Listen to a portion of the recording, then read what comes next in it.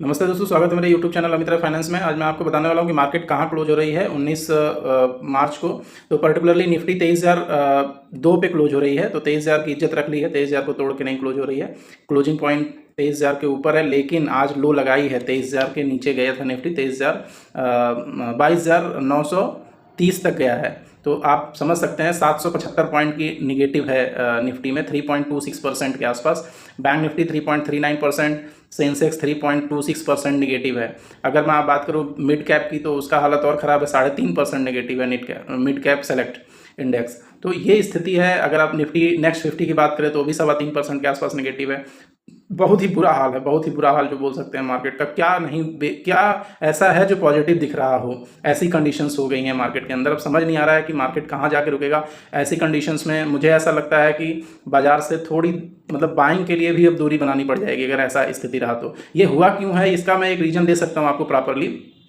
जैसे क्या हुआ था कि कल ईरान के गैस पाइपलाइन के ऊपर, या गैस जहाँ पे रखी रहती है उस जगह पे इजराइल की तरफ से एक वार किया गया, जिसमें उसका पूरा जो भी स्टोरेज था सब नष्ट हो गया, सब बर्बाद हो गया। और वैसा स्टोरेज बनाने में, वैसी प्रोसेस बनाने में बहुत पैसा खर्च होता है। स्टोरेज बनाने में करीब जैसे भारत के पास भी ऐसा स्टोरेज है, सिर्फ 2 है। तो ऐसे स्टोरेज बहुत पैसे लगते हैं, बहुत बर्बादी, आर्थिक रूप से बहुत परेशानी आती है। इससे क्या होगा कि क्रूड ऑयल के जो प्राइसेस हैं वो ऑलरेडी अभी $110 पे हैं, वो हो सकता है फ्यूचर में और स्पाइक करें इसकी वजह से। दूसरा, अब ईरान गुस्सा हो गया, तो ईरान बोल रहा है कि अब मैं हर कंट्री, जो भी उसके इर्द गिर्द कंट्री है, Saudi Arabia, UAE, Qatar, Oman, Bahrain, सब के ऑयल रिजर्व्स पे और गैस रिजर्व्स पे अब मैं वार करूंगा।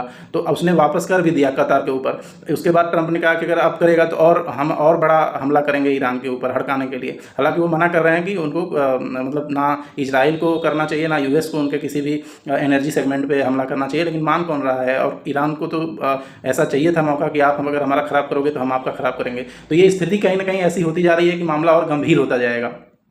उसी परिप्रेक्ष्य में मैं एक और चीज़ कह रहा हूँ कि अगर ये चीज़ें कंटिन्यूस रहती हैं तो निफ्टी का नेक्स्ट लेवल, मैंने एक पहले वीडियो बनाई थी कि 18,000 का निफ्टी जाएगा। तो ये स्थिति ऐसा ही कुछ कह रही है। अगर $110 के ऊपर प्राइस रहता है तो इससे क्या है, इंडिया स्पेसिफिक अगर बात करें तो इन्फ्लेशन बढ़ने के चांस हैं, GDP 1% से डाउन होने के चांस है। ये सारी चीज़ें ऐसा दिखा रही हैं कि मार्केट लॉन्ग टर्म, अगर ये लड़ाई 3-4 महीने चल गई अभी से, अभी आप मान लीजिए मार्च है, अप्रैल, मई, जून तक अगर ये लड़ाई चल गई तो मान के चलिए कि मामला और गंभीर ही होता जाएगा। इससे मोस्ट अफेक्टेड सेक्टर अभी तक तो FMCG, एविएशन और पेंट और केमिकल कंपनी थे। लेकिन आगे चल के और सारे सेक्टर जितने भी हैं ये भी इम्पैक्टेड हो जाएंगे और मामला और गंभीर हो जाएगा। और इसकी वजह से पैनिक सेलिंग आएगी। अब जिसको लॉस हो रहा है वो अपना माल बेचना चाहेगा, बेच के भागेगा। पैनिक सेलिंग आएगी, ऑयल प्राइसेस और बढ़ जाएंगे। डाइवर्सिफिकेशन, अगर डाइवर्सिफाइड टू सेफर एसेट, वो पैसा जो है सेफ जगहों पर लगाना चाहेंगे, जैसे गोल्ड, सिल्वर या जमीनों में जाएगा, रियल एस्टेट में, FDs में जाएगा। तो सेफ्टी पॉइंट से निगेटिव मार्केट लग रहा है अगर आगे अगर ये चीज़ें कंटिन्यू रहती हैं। आज का मार्केट 3.25% निफ्टी, बहुत बड़ी बात होती है सिंगल डे में क्लोज हो जाना। 3.25% डाउन हुआ है निफ्टी लेवल। और बैंक निफ्टी या ब्रॉडर मार्केट तो और बुरा हाल है, 3.5% तक निगेटिव है mid cap small cap segment.